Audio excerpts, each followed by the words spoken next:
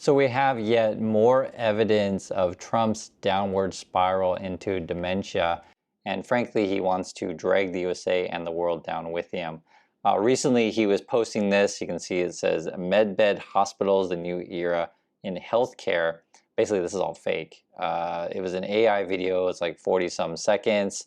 It looks to be, a Fox News report, etc. But this, I guess, is all AI, be it AI Trump, AI Fox report, EI, fake technologies, right, all this stuff, medbed hospitals, a new era in healthcare. And effectively, if you hang out in QAnon circles, which I don't, but if you do, I guess they believe that all the stuff that you see in your favorite sci-fi and TV shows and movies is real. That's kind of who these people are. They believe in nonsense. And then this kind of people also then believe all of the lies that Trump puts out there. This was the headline here then. Trump post then polls bizarre AI video promoting medbed conspiracy. I hadn't even heard of this conspiracy, guys. I don't hang out in the circles of the internet. The Verge actually explained it. It says, medbeds, for those that avoid the more QAnon-y corners of the internet, are an imaginary medical device that can do everything from treat asthma to regrow missing limbs to cure cancer. So basically sci-fi. And it is a real problem when Trump, right, President of the United States, is tweeting out just basically lies nonstop. And some of these lies, be it these AI videos, as you guys know, they can look pretty convincing these days. It is a dangerous world out there. And, on top of that, when Trump believes, whatever lies that he sees and then reposts it, he also hangs out with Elon Musk, who has a history of posting a bunch of fake stuff also. And put these two together, what they want to do is basically fire as many people as they can in the government and replace it with AI. This was on Fox News. I mentioned it before. Just got to mention it again. Fox News AI newsletter, Trump, Musk aim for dominance. Wow. It's like, it's so hard to keep a straight face when we talk about this stuff because it's a combination of things. One, it's just completely bonkers that these, Musk, who's an addict, right, teams up with Trump, who's suffering from dementia. And basically the Trump dementia stuff, you have all of these Musk-type characters who are just basically lusting for power and will lie to a gullible audience, be it, the Tesla fanboys who believe that you're all going to have 5 robots, humanoid robots, and you're going to have friends like R2-D2, C-3PO. And seriously, that's the crap that he says. Like when I even say it out loud, it just sounds so stupid. So Musk says all this crazy stuff, and he's like, an addict hanging out in his dorm room, that he just says that kind of stuff, and I guess people buy into it. And then he hangs out with Trump, who I guess supposedly now is believing anything and posting AI videos of technology that doesn't exist. and then their whole policy is to fire everyone and then replace you all with stuff that doesn't work. I mean, do you understand how crazy this stuff is?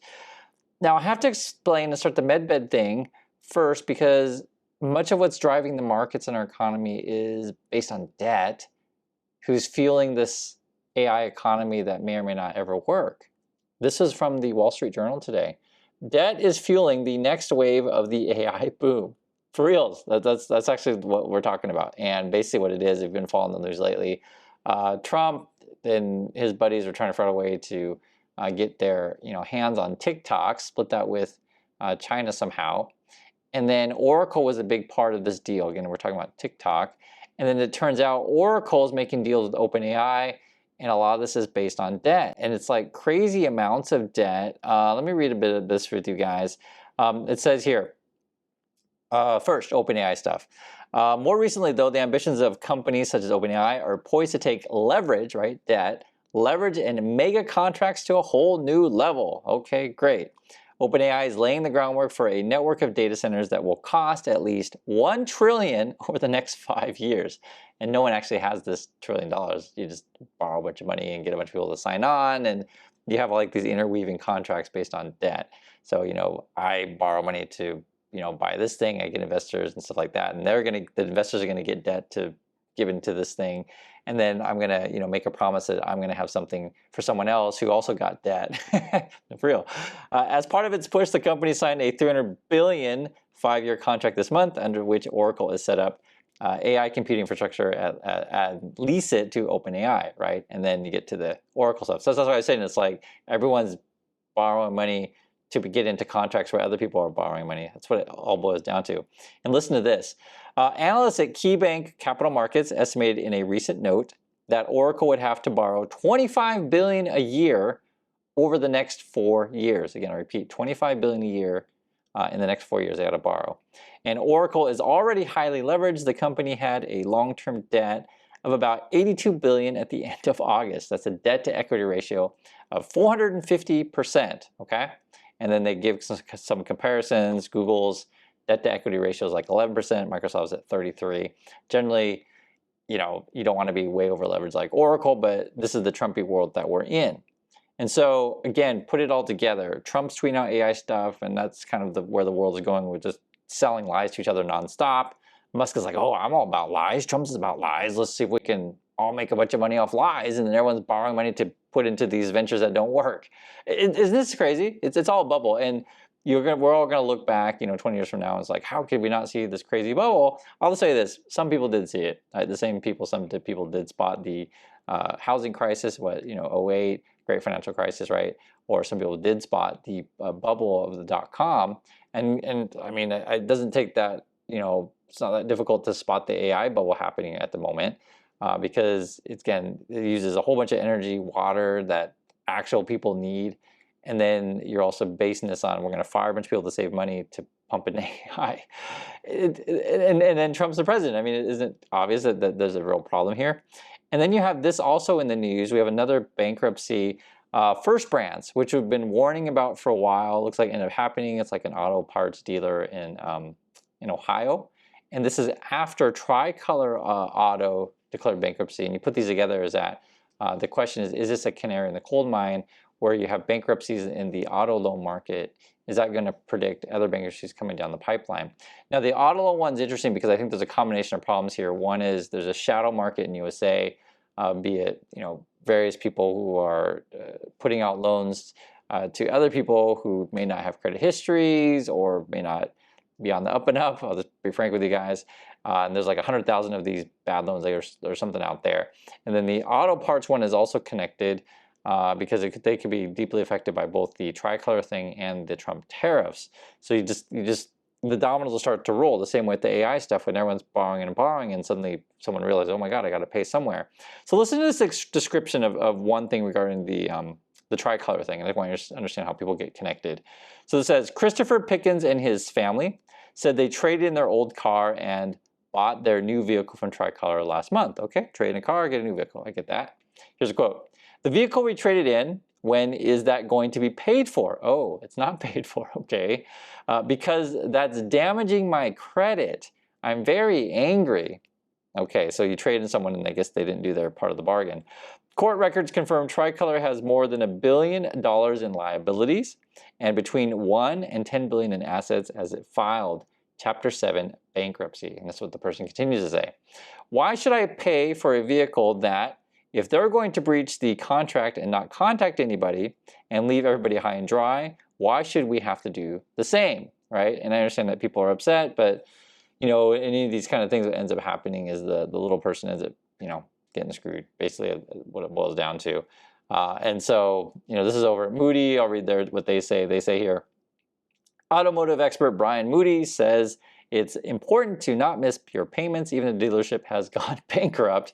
This whole problem. No matter what anybody says, you should keep paying the loan, and here's why. If you got a car from one of these dealerships, Tricolor being one of them, your loan is not with the dealership. Most likely it's with a financial institution.